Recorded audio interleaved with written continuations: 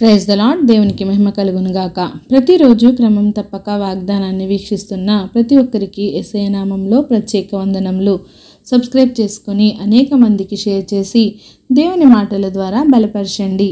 ఈ దినమునకై ఏర్పాటు చేయబడిన దేవుని వాగ్దానము యెహెజ్కేలు గ్రంథము 34వ అధ్యాయము 15వ వచనము.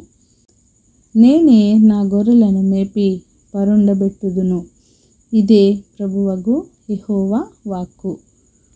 I will feed my flock and I will cause them to lie down, said the Lord God. దేవుని కాపుదలలో పరిశుద్ధులు సమృద్ధిగా పోషింపబడుతూ ఉంటారు. మానవ జ్ఞానంతో గాలికి కొట్టుకుపోయే తృప్తి లేని మాటలతో వారు ఏమాత్రం నింపబడరు. కానీ ప్రభువు వారిని సంతృష్టకరమైన పుష్టికరమైన మాటలతో, గొప్ప సత్యాలతో కూడిన ఆత్మ ప్రత్యక్షలతో పోషిస్తాడు. లేఖనాలతో ఆత్మకు నిజమైన పోషక పదార్థాలు దొరుకుతాయి.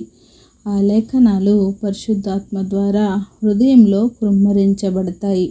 విశ్వాసులకు యేసే నిజమైన జీవాహారం.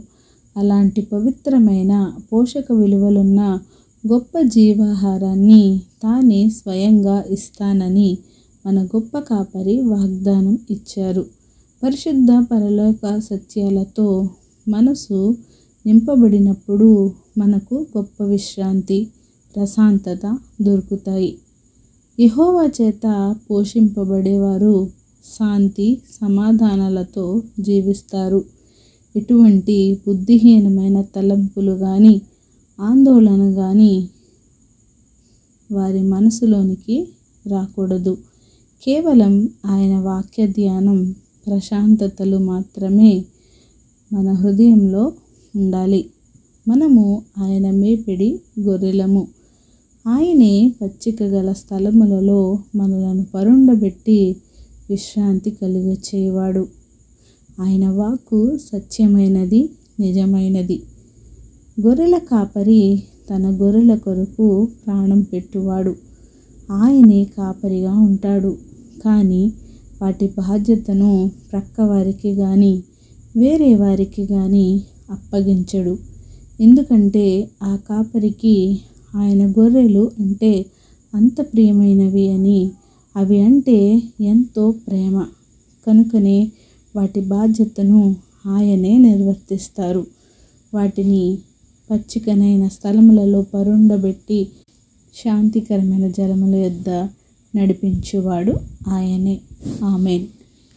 చిన్ని ప్రార్థన. మమ్మల్ని అతి మిక్కిలిగా ప్రేమించిన మా ప్రియ పరలోకపు తండ్రి, మీరు ఇచ్చిన వాగ్దానంకే వందనాలు దేవా. ఎవరైతే ఈ వాక్యాన్ని విన్నారో, విన్న వాక్య ప్రకారం వారి జీవితాన్ని సరి చేసుకొని వాక్యానుసారంగా జీవించే జీవితాన్ని ప్రతి ఒక్కరికి దయచేయండి దేవా. అవును ప్రభువా, మీరు గొర్రెలకు మంచి కాపరి.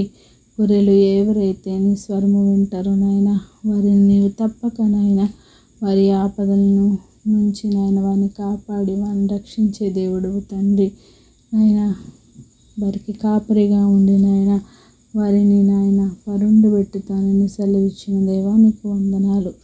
ప్రార్థన వస్తుకుని ప్రతి ఒక్క బిడ్డని సమయంలో జ్ఞాపకం చేసుకోండి. మరి ఆ అవసరతలను, అక్కరతలను సమయానుకూలంగా తీర్చి సమస్త ఘనత, మహిమ, ప్రభావాలు మీరే ఆరోపించుకుంటారని యేసుక్రీస్తు పరిశుద్ధ నామమున ప్రార్థించి అడిగి వేడుకొంచున్నాను మా తండ్రి. Amen. God bless you all.